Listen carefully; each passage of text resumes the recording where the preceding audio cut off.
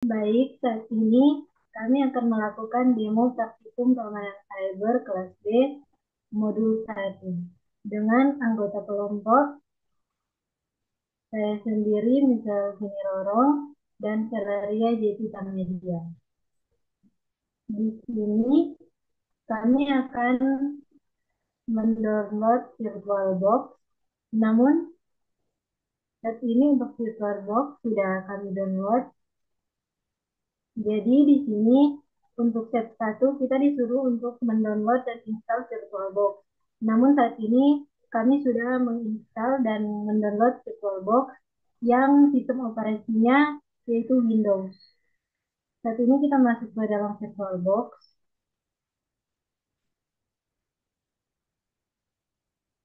Di sini kita akan dimasukkan CyberOps.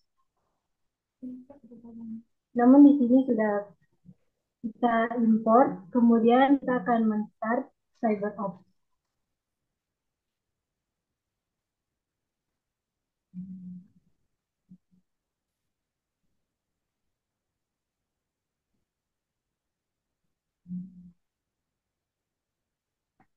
Nah, ini adalah tampilan saat kita start. Kemudian di sini kita klik Change Network Setting. Kemudian kita akan ganti SS2 ke NAT. Lalu oke.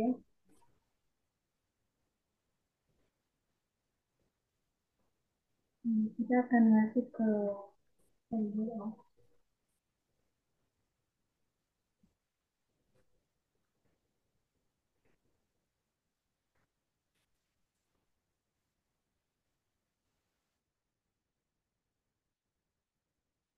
Nah, di sini untuk password yang diminta yaitu CyberOps.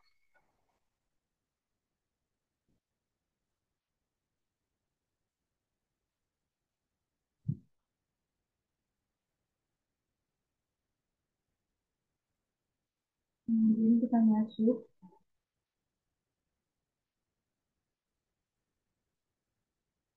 Ini untuk tampilan dari CyberOps yang ada di VirtualBox.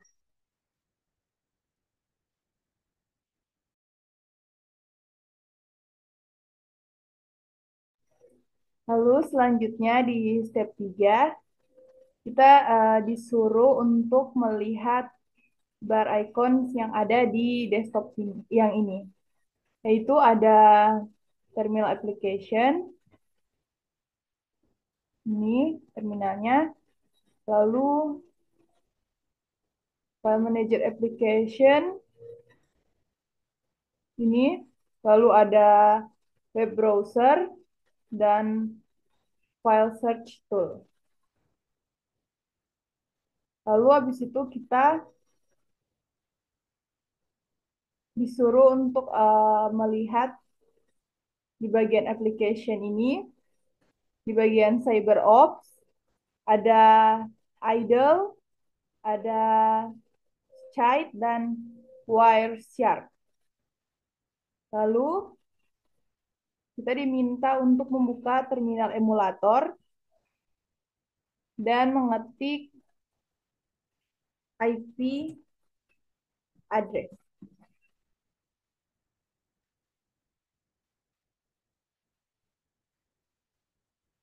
Ini adalah IP address yang saya punya. Dan di sini belum diisi. Nanti kita akan isi sendiri. Lalu disuruh untuk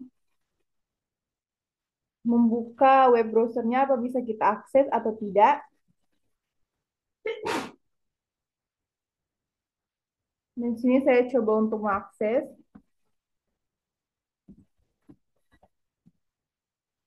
Dan ya, bisa. Lalu kita disuruh untuk shutdown. Kita pilih file dan kita tekan close. Lalu kita save the machine state. Lalu kita oke.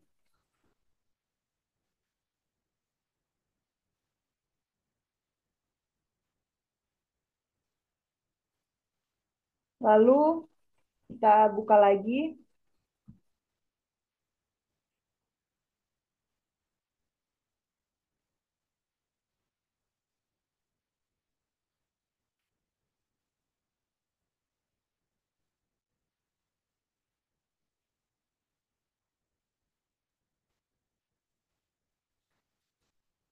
Jadi di sini kita disuruh untuk menutup virtual mesinnya menggunakan terminal. Ini kita tekan sudo shutdown minha now. Suruh masukkan passwordnya.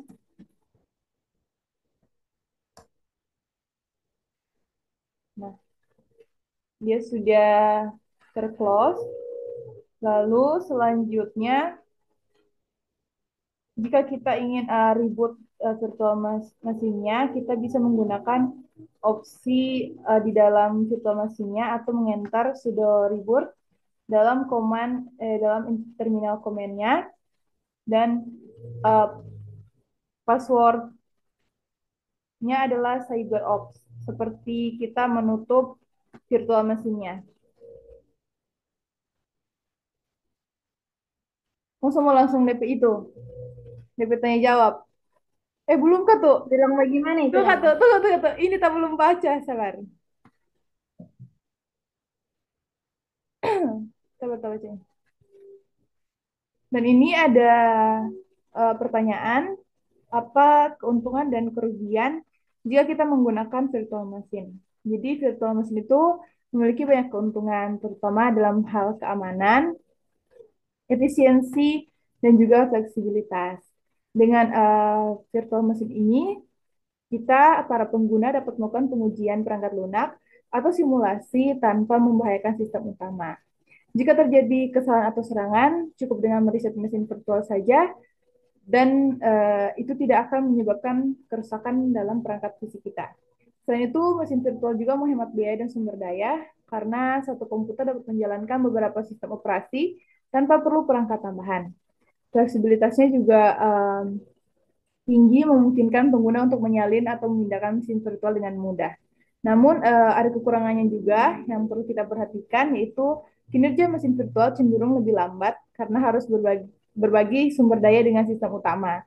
Beberapa perangkat keras juga mungkin tidak sepenuhnya mendukung fitur tertentu dalam virtualisasi.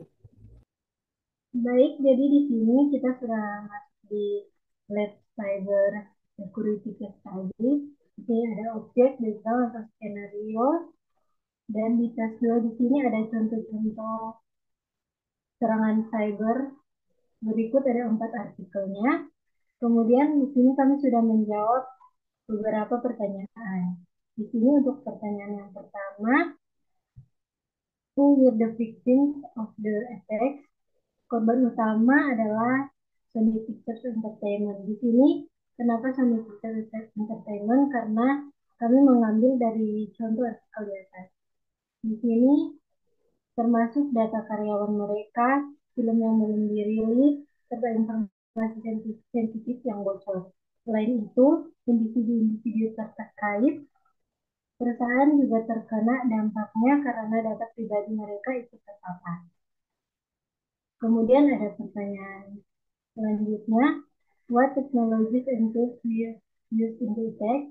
Di sini teknologi yang dipakai dalam penyerangan ini yaitu menggunakan metode phishing email yang dikirim oleh kelompok Baretas Guardians of the Peace atau GOP pada 24 November 2014. Email tersebut berisi tautan yang mengarah ke data internal SES dan menciptakan akses bagi peretas untuk meretas sistem mereka. Pertanyaan selanjutnya, when did the attack happen within the network? Serangan ini terjadi pada 24 November 2014 saat para penyerang berhasil mendapatkan akses ke jaringan internal perusahaan dan mulai merusak serta mencuri data. Lalu, what system bertarget? Sistem yang ditargetkan adalah jaringan internal Sony Pictures, termasuk server perusahaan, basis data, dan workstation karyawan. What was the motivation of the attackers in this case? What did they hope to achieve? Di sini motivasi serangan diduga sebagai balas dendam atas rilis film yang berjudul The Interview yang menggambarkan pembunuhan pemimpin Korea Utara. Para menyerang ingin mempermalukan Sony dan menghentikan distribusi film tersebut. Pertanyaan yang terakhir, what was the outcome of the attack? Di sini serangan ini mengakibatkan kebocoran data sensitif, termasuk email perusahaan, informasi karyawan, dan film yang belum dihubungi. Kerusakan besar pada sistem internal Sony, kerugian finansial dan reputasi bagi perusahaan, dan gangguan operasional perusahaan dalam jangka waktu yang cukup lama. Kemudian kita masuk di let's learning the details of the test. Di sini juga sama ada background, ada conduct and test of IoT application vulnerabilities. Kemudian di sini juga kami sudah menjawab soal-soal yang diberikan. Di sini who might exploit it, explain. Di sini ada beberapa pihak yang berpotensi tanah ini adalah yang pertama peretas atau hacker. Mereka dapat menyerang sistem email atau server untuk mencuri atau memodifikasi data persetujuan bahan bakar. Yang kedua ada insider threat atau orang dalam. Di sini pegawai yang tidak bertanggung jawab bisa memasukkan dokumen pengajuan bahan bakar untuk keuntungan pribadi. Yang ketiga adalah kesalahan manusia. Kesalahan dalam pengumpulan data atau ketidaktelitian dalam persetujuan dapat menyebabkan ketidaksesuaian volume bahan bakar yang dicuri. Kemudian, why does the vulnerability exist? Kerentanan dalam sistem ini dapat disebabkan oleh beberapa faktor. Yang pertama ada ketasan di default yang tidak diubah oleh pengguna. Yang kedua, kurangnya pembaruan perangkat lunak pada perangkat IoT. Yang ketiga, desain keamanan yang lemah oleh produsen perangkat IoT yang seringkali lebih fokus pada fungsionalitas daripada keamanan. Pertanyaan keempat, what could be done to limit the vulnerability? Untuk melindungi kerentanan ini, langkah-langkah berikut dapat diambil, yaitu memastikan pembaruan perangkat lunak secara berkala untuk menutup celah keamanan, memastikan pembaruan perangkat lunak secara berkala menggunakan enkripsi data untuk komunikasi antar perangkat, meningkatkan kesadaran pengguna tentang pentingnya keamanan perangkat IoT, menerapkan standar keamanan yang lebih ketat oleh produsen perangkat IoT.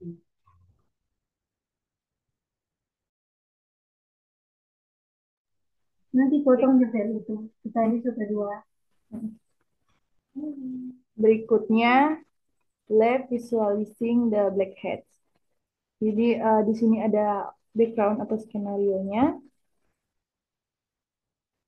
Ini juga kami sudah menjawab pertanyaannya, yaitu yang pertama, who is the attacker? Ada Black Phantoms, dan what organization atau group is the attacker associated with? Ada kelompok fiktif yang dikenal dengan keahlian mereka dalam melancarkan serangan distribut, denial of service atau DDoS terhadap perusahaan e-commerce. Lalu ada what is the motive of the attackers. Jadi di sini motif mereka itu adalah untuk mengganggu operasional perusahaan melalui serangan DDoS yang bisa dilakukan untuk memeras perusahaan dengan imbalan perlindungan atau sekedar merusak reputasi mereka. Lalu ada what method of attack was used. Metode yang mereka gunakan di sini adalah serangan distribute denial of the service atau DDoS untuk melumpuhkan situs web target dengan membanjiri server dengan lalu lintas yang berlebihan. Lalu ada what was the target and vulnerability used against the business. Di sini targetnya adalah perusahaan e-commerce besar dan kerentanannya ketergantungan pada infrastruktur server yang tidak mampu menangani lonjakan lalu lintas yang sangat besar atau serangan DDoS. Lalu, how could this attack be prevented or mitigated? Di sini ada tiga hal yang dilakukan, yaitu yang pertama menggunakan layanan mitigasi, distribute denial of service, yang canggih untuk mendeteksi dan menghentikan lalu lintas mencurigakan. Yang kedua, memastikan infrastruktur server memiliki kapasitas untuk menangani lonjakan lalu lintas yang tidak wajar. Dan yang terakhir, mengimplementasikan firewall aplikasi web yang andal.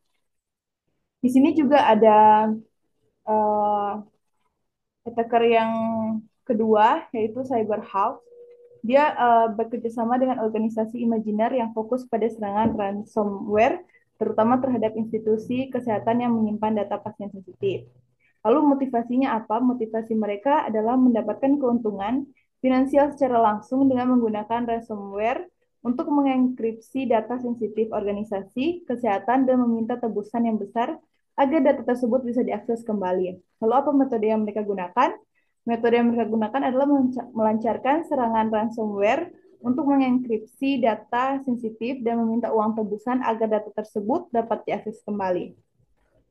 Lalu, what was the target and vulnerability used against the business?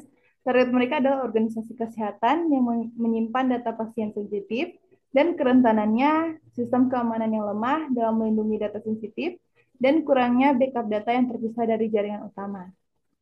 Lalu terakhir, how could this attack be prevented or mitigate? Yaitu melakukan backup data secara rutin dan menyimpannya di lokasi terpisah yang aman, melatih staf untuk mengenali email phishing yang sering menjadi pintu bagi serangan ransomware, dan yang terakhir menggunakan perangkat lunak keamanan endpoint yang selalu diperbarui.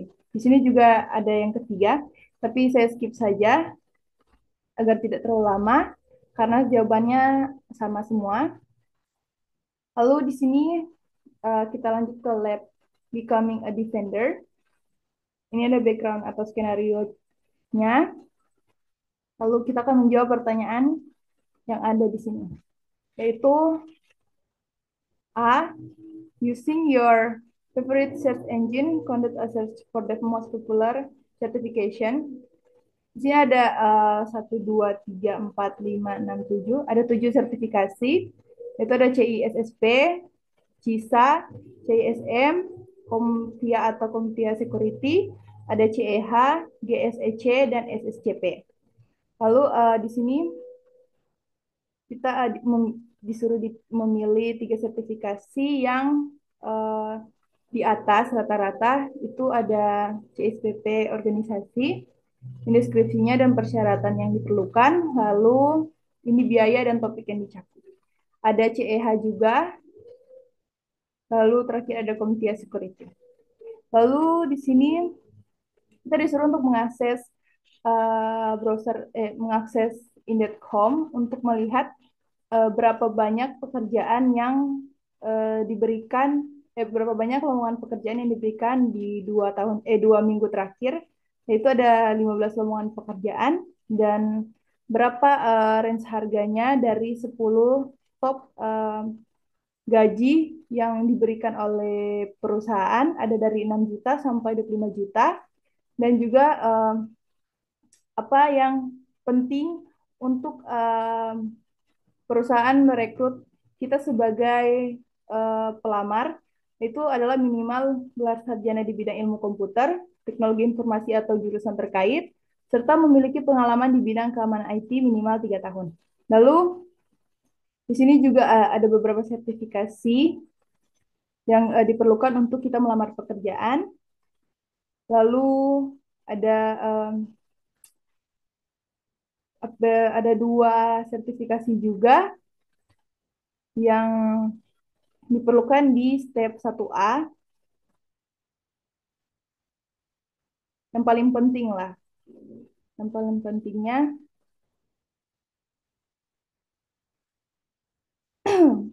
ada sertifikat Ethical Hacker atau CH dan juga CISSP. Lalu di sini ada 5 lima online web yang bisa kita akses untuk kita mencoba hacking skill kita, yaitu ada Try Hack Me, ada Hack the Box, dan juga Google Gruyere, dan OWASP WebGoat, dan terakhir Over the Wire atau Wargames. Sekian presentasi praktikum keamanan cyber kami. Jika masih banyak kesalahan kata, mohon dimaafkan. Selamat sore dan terima kasih.